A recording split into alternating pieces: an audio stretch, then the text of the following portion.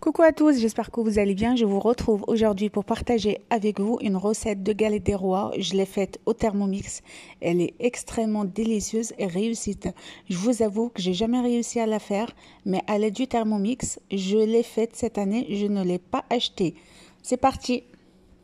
Je commence par mettre le beurre préalablement congelé, la farine et de l'eau et je mets un tout petit peu de sel et je mélange tout ça pendant quelques secondes. Au bout de quelques secondes, ma pâte feuilletée, elle est déjà prête. Il manque juste à la plier et voici comment procéder. C'est la pâte feuilletée express de chez Cookie Dough. Donc, on peut la faire que avec le Thermomix. J'ai jamais réussi à la faire la pâte feuilletée, mais là, franchement, c'est juste impeccable. Elle est feuilletée à souhait. Comme vous avez vu, j'aplatis, je plie et je reaplatis 6 fois. Je mets ma pâte feuilletée dans le frigo pendant 1 heure et je passe à la réalisation de ma crème frangipane. J'ai mis le lait, la maïzena et les œufs et je fais cuire tout ça en crème pâtissière. Et je filme au contact et je mets au frigo jusqu'à ce que ça refroidisse complètement. Maintenant, je passe à la réalisation de la crème d'amande.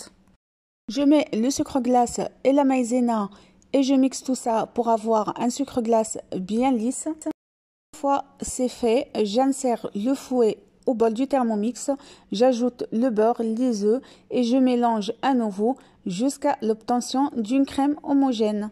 Après, je viens ajouter la poudre d'amande et je remélange à nouveau. Je vous invite à dérouler la barre d'informations, vous aurez la recette détaillée ainsi que les ingrédients.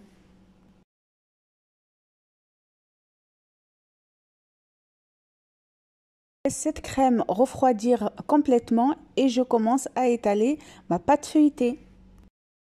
J'étale ma pâte feuilletée sur 2 morceaux de papier sulfurisé un peu fine. C'est comme la pâte feuilletée qu'on achète au commerce.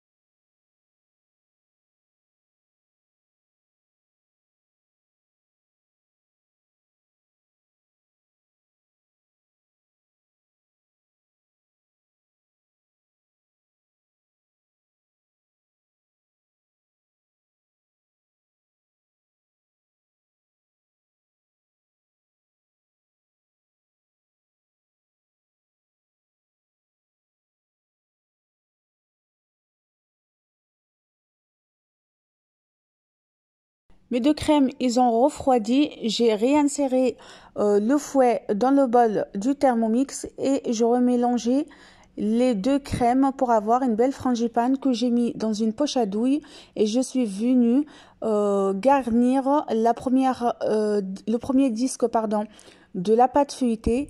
Après, je suis venue faire le contour de la pâte feuilletée avec un peu d'eau pour que la seconde pâte qui va couvrir la frangipane colle bien et pendant la cuisson, la frangipane sort pas à l'extérieur.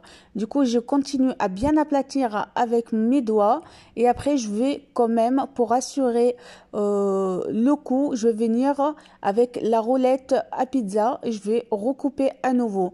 Comme ça, je suis sûre et certaine que ma galette des rois, pendant la cuisson, ne s'ouvre pas et elle risque pas que la frangipane sort à l'extérieur et je risquerai de me retrouver avec une galette des rois qui est vide.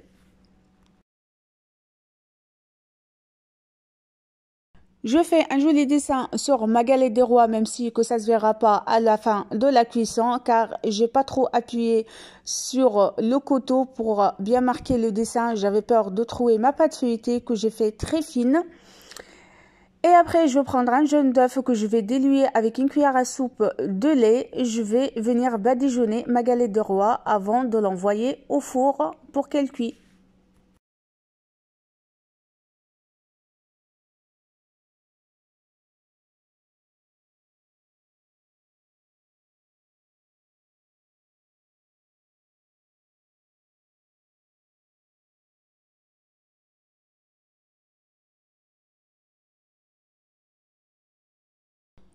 Après le passage au four, vous pouvez attendre